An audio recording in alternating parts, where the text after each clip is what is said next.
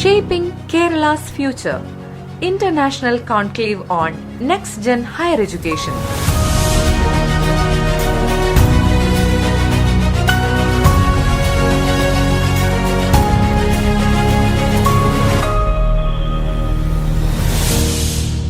കേരള സംസ്ഥാന ഉന്നത വിദ്യാഭ്യാസ വകുപ്പ് സംഘടിപ്പിച്ച നെക്സ്റ്റ് ജെൻ ഹയർ എഡ്യൂക്കേഷൻ കോൺക്ലേവിനോടനുബന്ധിച്ച് റേഡിയോ CU നടത്തിയ അഭിമുഖങ്ങൾ കേൾക്കാം. ഉന്നത വിദ്യാഭ്യാസ വകുപ്പ് മന്ത്രി ഡോക്ടർ ആർ ബിന്ദുവുമായി റേഡിയോ CU നടത്തിയ അഭിമുഖം.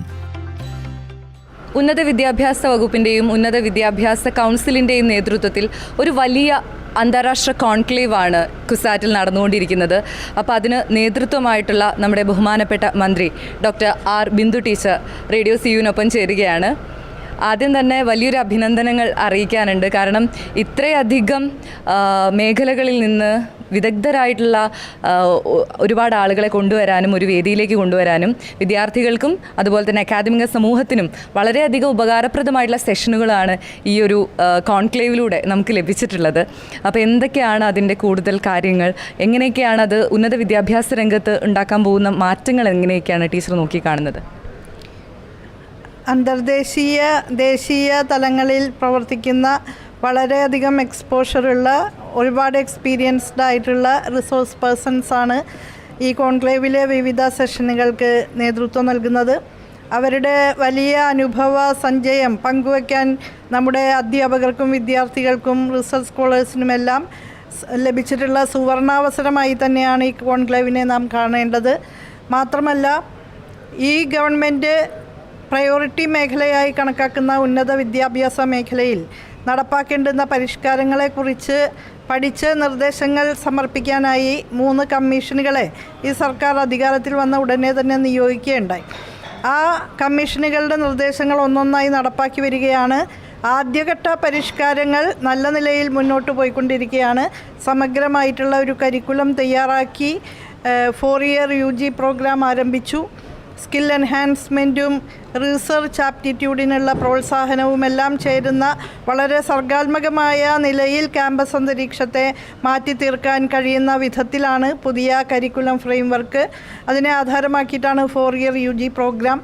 ഇനി അങ്ങോട്ട് റിസർച്ചിൻ്റെ മേഖലയിൽ ഊന്നൽ നൽകിക്കൊണ്ട് കേരളത്തെ ഒരു നോളജ് സൊസൈറ്റി ആയിട്ട് പരിവർത്തനം ചെയ്യുന്നതിനും ഒരു നോളജ് ഇക്കോണമിയിലൂടെ കേരളത്തിൻ്റെ സാമ്പത്തിക അടിത്തറ വിപുലീകരിക്കുന്നതിനുമൊക്കെ കഴിയുന്ന വിധത്തിലുള്ള പ്രവർത്തനങ്ങൾക്കാണ് ഊന്നൽ നൽകുന്നത്. ആ പ്രവർത്തനങ്ങൾക്ക് ദിശാബോധം നൽകാനും വളരെ കോൺക്രീറ്റ് ആയിട്ടുള്ള പരിപാടികൾ ആസൂത്രണം ചെയ്യുന്നതിനും സഹായകരമായ നിർദ്ദേശങ്ങളാണ് ഈ കോൺക്ലേവിൽ നിന്ന് പ്രതീക്ഷിക്കുന്നത്. അതായത് കേരളത്തിലെ ഉന്നത വിദ്യാഭ്യാസ മേഖലയിൽ സർക്കാർ ആരംഭിച്ചിട്ടുള്ളതും 1ാം ഘട്ടം പൂർത്തീകരിച്ചിട്ടുള്ളതുമായ പരിഷ്കാരങ്ങൾക്ക് തുടർച്ചയായി 2ാം ഘട്ടം എന്ന നിലയിൽ ഗവേഷണ പ്രവർത്തനങ്ങൾക്ക് കൂടുതൽ പ്രാധാന്യം കൊടുത്തുകൊണ്ട് എക്സലൻസിന് പ്രാധാന്യം കൊടുത്തുകൊണ്ട് ഉള്ള സമീപനങ്ങൾക്ക് അനുസൃതമായ പ്രോഗ്രാം തയ്യാറാക്കുന്നതിന് സഹായകരമായ വിധത്തിലാണ് ഈ കോൺക്ലേവ് സംഘടിപ്പിക്കപ്പെട്ടിട്ടുള്ളത്.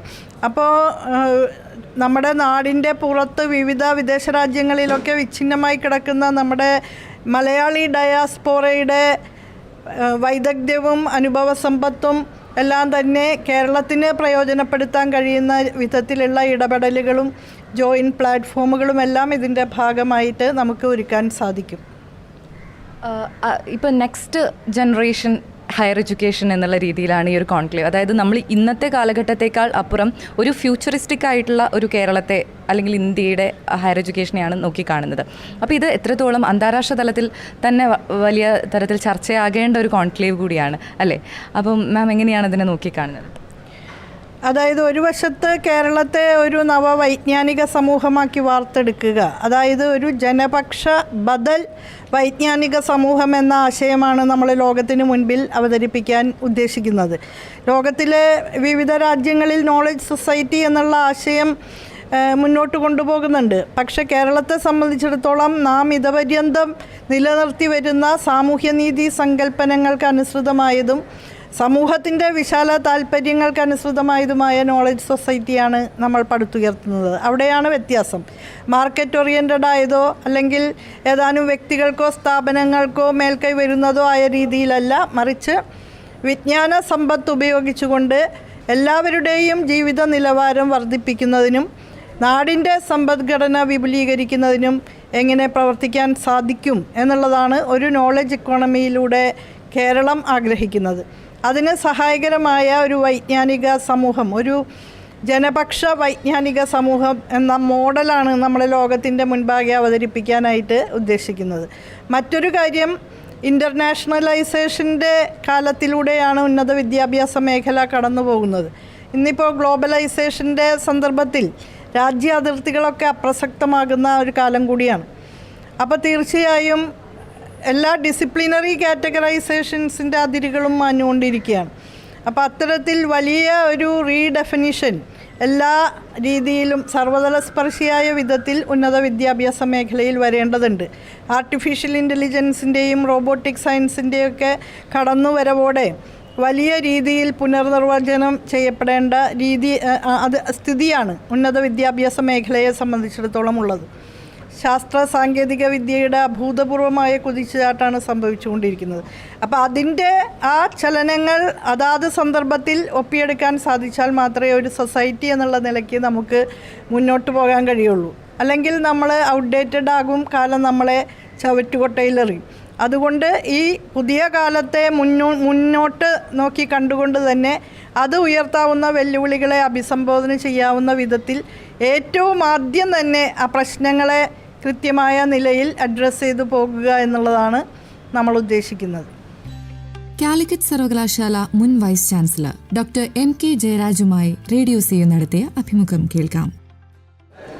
ഹയർ എഡ്യൂക്കേഷൻ കോൺക്ലേവ് കുസാറ്റിൽ തുടരുമ്പോൾ നമ്മുടെ കൂടെയുള്ളത് കാലിക്കറ്റ് സർവകലാശാലയുടെ മുൻ വൈസ് ചാൻസലറും അതുപോലെ തന്നെ കുസാറ്റിലെ മുൻ അധ്യാപകനുമായിട്ടുള്ള ഡോക്ടർ MK ജയരാജ് സാറാണ്.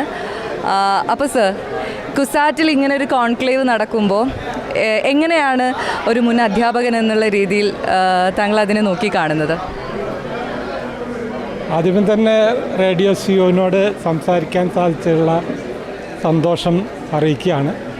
2020 റേഡിയോ CU തുടങ്ങി ഇന്ന് കേരളം മൊത്തം റേഡിയോ CUവിനെ അറിയപ്പെട്ടതിലുള്ള സന്തോഷവും അതിനുള്ള അഭിനന്ദനവും രേഖപ്പെടുത്തുകയാണ്.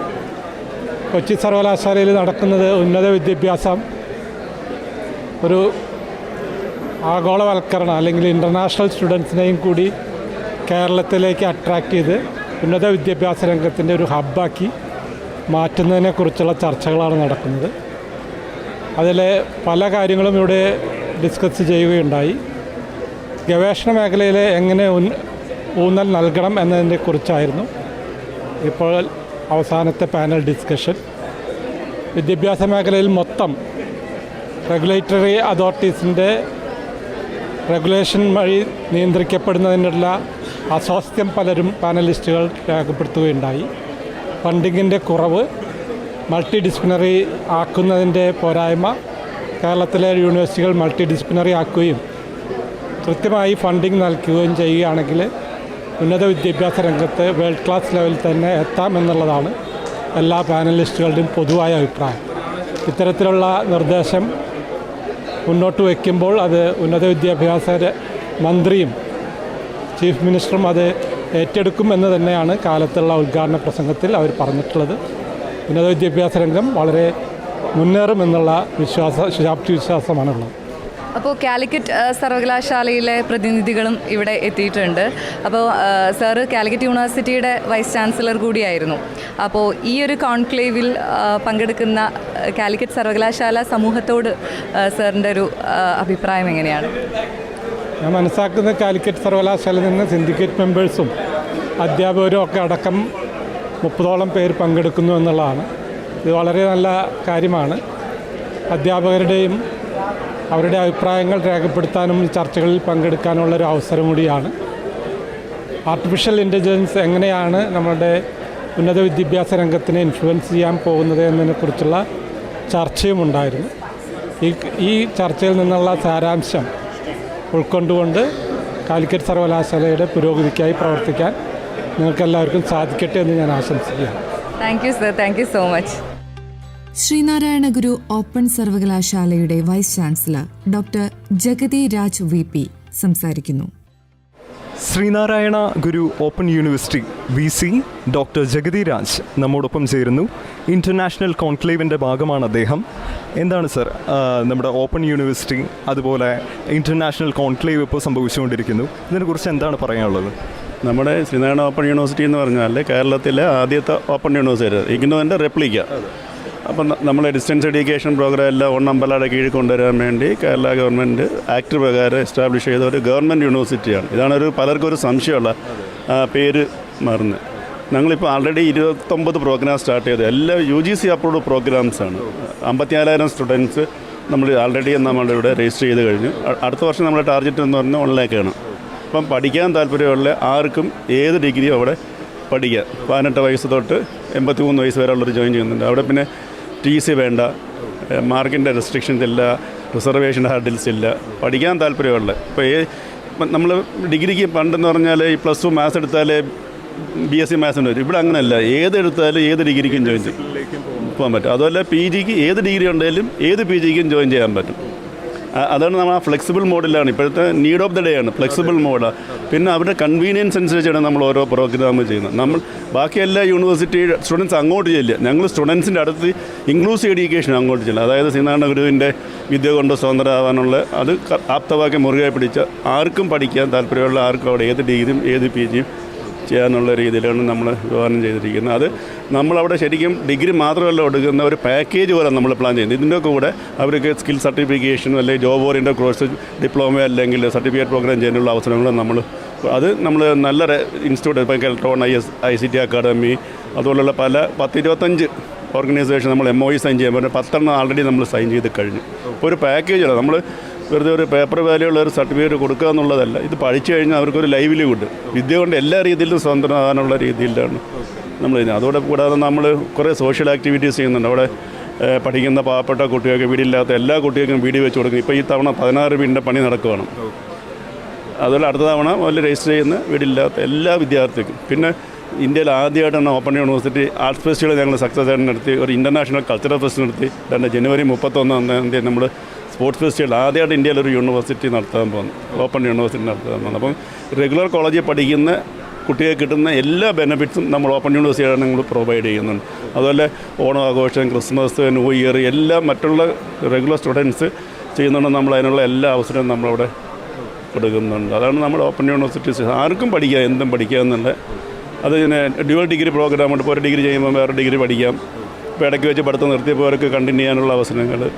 പിന്നെ അത് കൂടാതെ നമ്മൾ പിന്നെ ജയിൽ മെയിൽസിന് നമ്മൾ ഫ്രീ ആയിട്ട് എഡ്യൂക്കേഷൻ ഇത്തവണ 100 പേര് ജോയിൻ ചെയ്തിട്ടുണ്ട്. ട്രാൻസ്ജെൻഡേഴ്സിന് നമ്മൾ ഫ്രീ ആയിട്ട് എഡ്യൂക്കേഷൻ കൊടുക്കുന്നുണ്ട്. അതുപോലെ ഈ സാക്ഷരതാ മിഷനോട് ചേർന്നിട്ട് ഈ തുല്യതാ പരീക്ഷ എഴുതി, ഇപ്പം വയനാട് ഇന്നലെയായിരുന്നു മീറ്റ്, ഇവരെല്ലാം പോയിട്ട് വന്നതേ ഉള്ളൂ.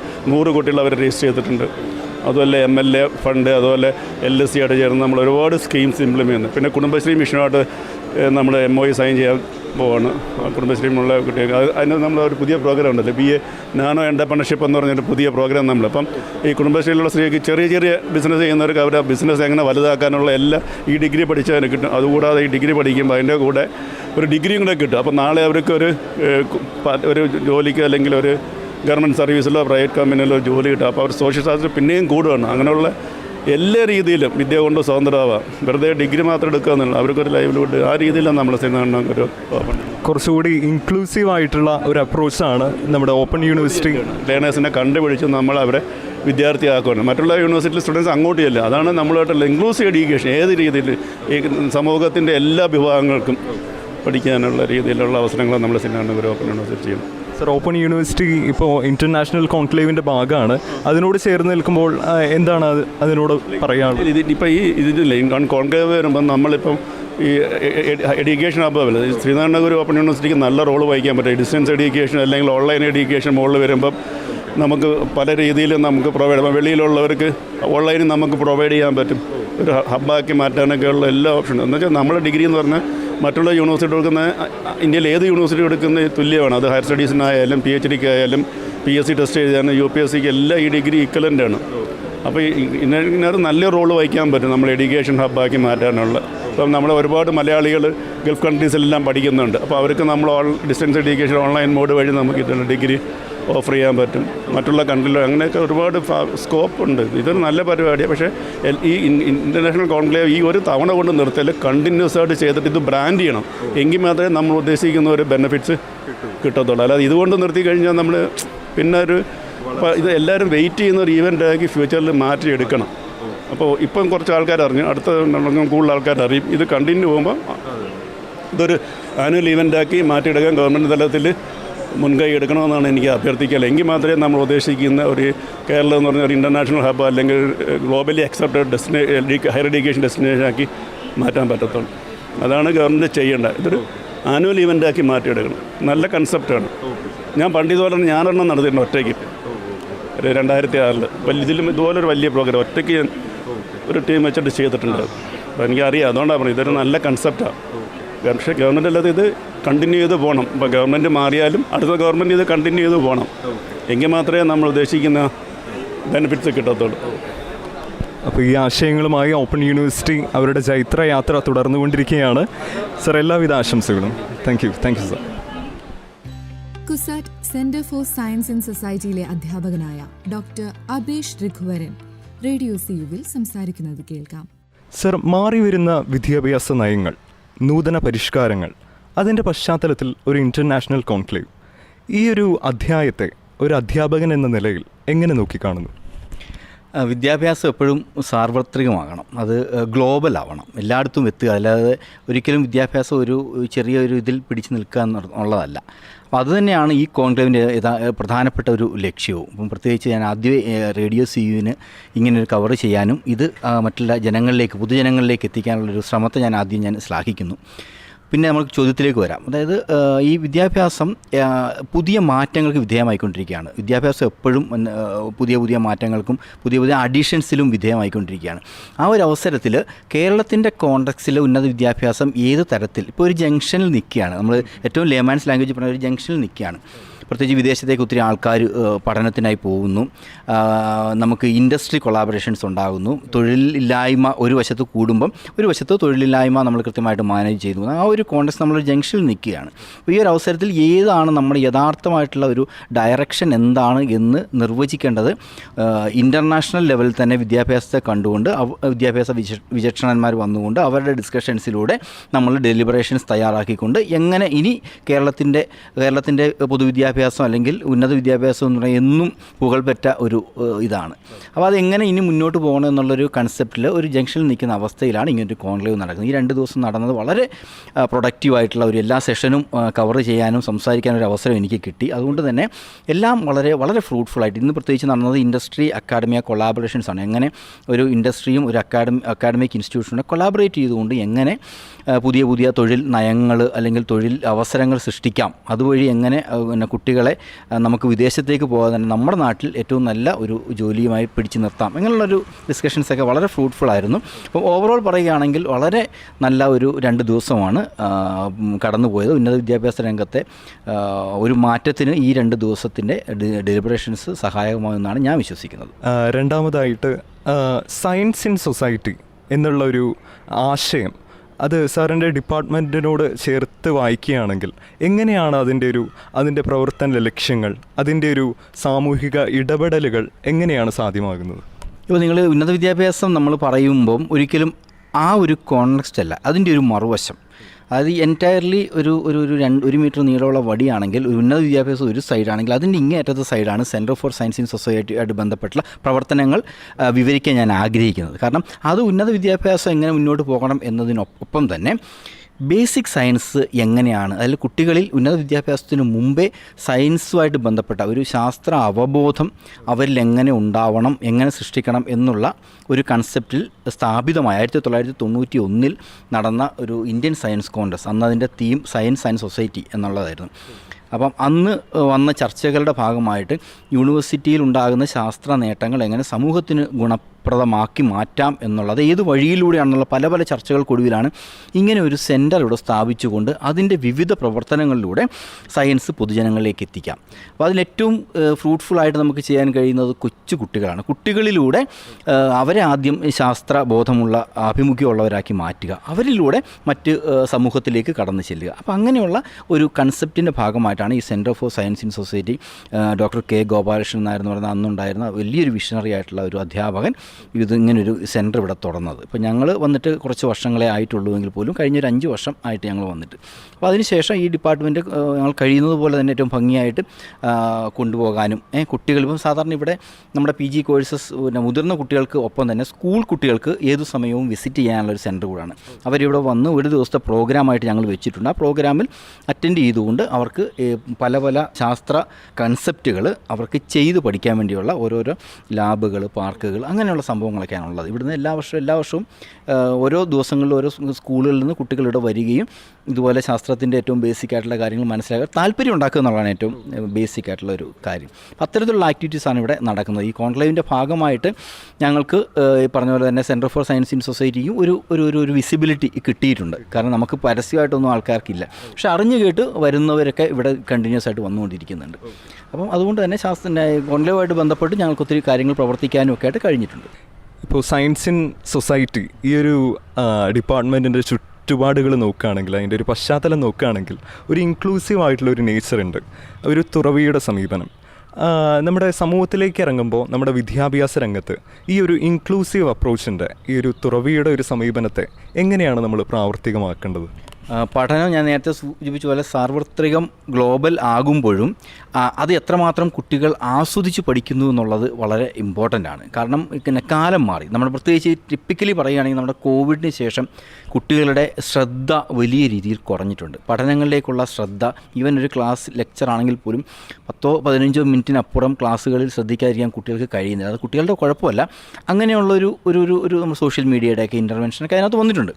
അതുകൊണ്ട് തന്നെ കുട്ടികൾക്ക് ഇപ്പം അധ്യാപകരായാലും സ്കൂളുകളായാലും ഏറ്റവും കൂടുതൽ ചലഞ്ചസ് അനുഭവിക്കുന്നത് എങ്ങനെ കുട്ടികൾക്ക് രസകരമായി പഠനത്തിൽ ഏർപ്പെടാനും അതുവഴി അവർക്ക് പാഠഭാഗങ്ങൾ എത്തിക്കാൻ വേണ്ടിയുള്ള ശ്രമങ്ങളാണ് എല്ലാ സ്കൂളുകളിലും പഠന ഇൻസ്റ്റിറ്റ്യൂഷനിലൊക്കെ നടക്കുന്നത്.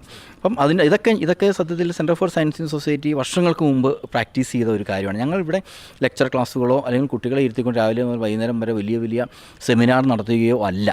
കുട്ടികൾ വരിക, അവരെ ഇതുപോലെ നിങ്ങൾ ഇവിടെ കണ്ടിട്ടുണ്ടാവും, ഇവിടെ കുറേ ഊഞ്ഞാലുണ്ട്, കുറേ സീസോ ഉണ്ട്, കുട്ടികൾക്ക് കളിക്കാൻ ആവശ്യമായ കുറേ സംഭവങ്ങളുണ്ട്. ഒരു പെൻഡുലം, അതെ, ഇത് കാണുമ്പോൾ ശരിക്കും ഇത് സയൻസ് പാർക്ക് തന്നെയാണ് പറയുന്നത്. അപ്പം കുട്ടികൾ പാർക്കിൽ കളിക്കുന്നു, പക്ഷേ പാർക്കിൽ കളിക്കുമ്പോൾ ഈ കളിക്കാൻ അവർ ഉപയോഗിക്കുന്ന സംഭവങ്ങളുടെ പിന്നിലെ സയൻസ് എന്താണെന്ന് അവർക്ക് പറഞ്ഞു കൊടുക്കുക. ഇപ്പം നമ്മൾ ഇതിനകത്ത് റെസൊണൻസും സിമ്പിൾ പെൻഡുലത്തിൻ്റെയും കാര്യങ്ങൾ നമ്മൾ പഠിക്കുന്നുണ്ട്, പുസ്തകത്തിൽ പഠിക്കുന്നുണ്ട്. അത് ശരിക്കും പ്രാക്ടിക്കൽ സെൻസ്, ഈവൻ പെൻഡുലം ഒരു ക്ലോക്കിനകത്തെ സംഭവമാണ് എന്ന് പോലും കുട്ടികൾ, കാരണം ഇപ്പം പെൻഡുലം ക്ലോക്കൊന്നും ഇല്ല, അറിയില്ല എന്തുകൊണ്ടാണ് അങ്ങനെ ഒരു പെൻഡുലം മൂവ് ചെയ്യുന്നത്, അതിൻ്റെ ലെങ്ത് എങ്ങനെ, അതിൻ്റെ ഓസിലേഷൻ എങ്ങനെ ഡിപ്പെൻഡ് ചെയ്തിരിക്കുന്നതൊന്നും അറിയില്ല. അപ്പം അത് പഠിച്ച് അതിൻ്റെ ഇക്വേഷൻ മാത്രം പഠിച്ച് പരീക്ഷ എഴുതി പോകുന്നതിനൊപ്പം അത് നമ്മുടെ ജീവിതത്തിൽ എങ്ങനെയാണ് പ്രാവർത്തികമാക്കാൻ കഴിയുന്നത് കുട്ടികൾക്ക് അറിയില്ല. കൈനറ്റിക് എനർജിയും പൊട്ടൻഷ്യൽ എനർജിയും എന്താണെന്ന് അറിയില്ല. Even Newton's first second third law എങ്ങനെയാണ് നമ്മുടെ ലൈഫിൽ അത് ബാധിക്കുന്നത്, അല്ലെങ്കിൽ എങ്ങനെയാണ് നമ്മുടെ ലൈഫിനെ ഒന്ന് ടച്ച് ചെയ്ത് ഏത് രീതിയിലാണ് അഫക്റ്റ് കുട്ടികൾക്ക് അറിയില്ല, പ്രായോഗികമായിട്ട് അതെ കുട്ടികൾക്ക് അറിയില്ല. അപ്പോൾ അത്തരം കാര്യങ്ങൾ ആണ് നമ്മളിവിടെ ഓരോ രസകരമായിട്ടുള്ള കളികളിലൂടെയൊക്കെ നമുക്ക് കുട്ടികൾക്ക് പറഞ്ഞു കൊടുക്കുന്നത്. അപ്പോൾ അത്തരം ആ രീതിയിൽ കുട്ടികൾക്ക് നമ്മൾ പഠനങ്ങൾ പറഞ്ഞു കൊടുക്കുന്നത് കൊണ്ടൊരു ഗുണമെന്ന് വെച്ചാൽ കുട്ടികൾ ഒരിക്കലും മറക്കില്ല. ഇപ്പോൾ സയൻസിനോട് താല്പര്യമില്ലാത്ത കുട്ടികളാണെങ്കിൽ പോലും അവരിവിടെ വരുമ്പം ഇവിടെ കളിച്ച് വൈകുന്നേരങ്ങളിൽ തിരിച്ചു പോകുമ്പം അവർ തുറന്നു പറയാറുണ്ട്, അത്തരം ഒരു സയൻസിനുള്ളൊരു താല്പര്യം ഞങ്ങൾക്കുണ്ടായി എന്ന് പറയാറുണ്ട്. അത് നമുക്ക് വലിയൊരു ആത്മവിശ്വാസം തരാറുണ്ട്. ഏറ്റവും ഞങ്ങളുടെ ഒരു അട്രാക്ഷൻ എന്ന് പറയുമ്പോൾ ഇവിടെ ഒരു മാത്തമാറ്റിക്സ് ലാബുണ്ട്. കണക്ക് എങ്ങനെ ഒരു ലാബിലൂടെ പഠിപ്പിക്കുമെന്ന് ഒരു ചോദ്യം ഉണ്ടാകും. പക്ഷേ ഒരു നല്ലൊരു നമുക്ക് 1-2 മണിക്കൂർ കുട്ടികൾക്ക് ഈസി ആയിട്ടിരുന്ന് ടേബിൾ ടോപ്പിലിരുന്ന് കുറേ കളിപ്പാട്ടം വെച്ച് കളിക്കുക. കളിപ്പാട്ടം നിങ്ങൾ എന്താണ് കളിച്ചതെന്ന് ചോദിക്കുമ്പോൾ അത് പൈതഗോറസ് തിയറമായിരുന്നു എന്ന് പറയുമ്പോഴുള്ള ഒരു താല്പര്യം കുട്ടികളുടെ മുഖത്തുണ്ടാകുന്ന ഒരു ഇതുണ്ടല്ലോ, അതൊക്കെയാണ് ശരിക്കും ഞങ്ങൾ അധ്യാപകരായിട്ടുള്ളവർക്ക് കിട്ടുന്ന ഏറ്റവും വലിയൊരു അംഗീകാരം. നമ്മൾ പഠിക്കുന്ന കാലഘട്ടത്തിൽ ടെക്സ്റ്റ് ബുക്ക് സ്റ്റുഡൻസ് ആയിട്ട് വളരുന്ന ഒരു ചുറ്റുപാടാണ്. കാണാപ്പാടം, മനപ്പാടം എല്ലാം വിഴുങ്ങുന്ന അങ്ങനെ ഒരു വിദ്യാർത്ഥികളായി വരുന്ന ഒരു സാഹചര്യമായിരുന്നു ഞങ്ങൾക്കുണ്ടായിരുന്നത്. പക്ഷേ ഇത് തികച്ചും മാറ്റത്തിൻ്റെ ഒരു വിപ്ലവത്തിൻ്റെ ഒരു രീതിയാണ്. കാരണം വിദ്യാഭ്യാസം ഇവിടുന്ന് തന്നെ രൂപീകരിക്കപ്പെടുന്നു, മാറ്റങ്ങൾക്ക് വിധേയമാകുന്നു. തീർച്ചയായും അത്തരത്തിലുള്ള ഒരു സമീപനത്തിന് എല്ലാവിധ ആശംസകളും നേരുന്നു. തീർച്ചയായും മാതൃകാപരമായ ഈ ഒരു ചുറ്റുപാടുകൾ തുടർന്നു പോകട്ടെ. എല്ലാവിധ ആശംസകളും. Thank you sir. Thank U. Shaping Kerala's Future International Conclave on Next Gen Higher Education.